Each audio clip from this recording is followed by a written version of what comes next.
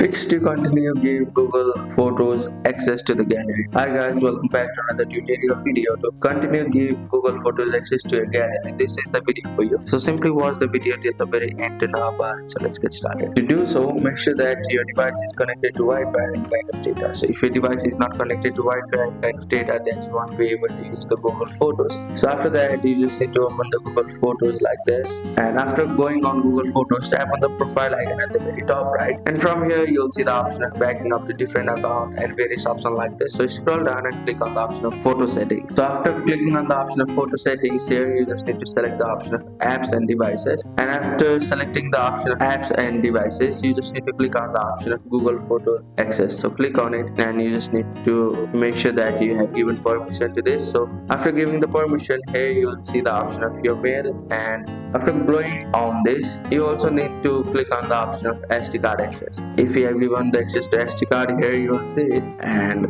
by enabling the option of Google Photos access, here you will be able to click. So by enabling the option of Google Photo access, you will be able to fix the issue of to continue keep Google Photos access to your gallery. So that's it. That's how you can do it. Thank you for watching the video. Please don't forget to like the video and subscribe to our channel. Thank you.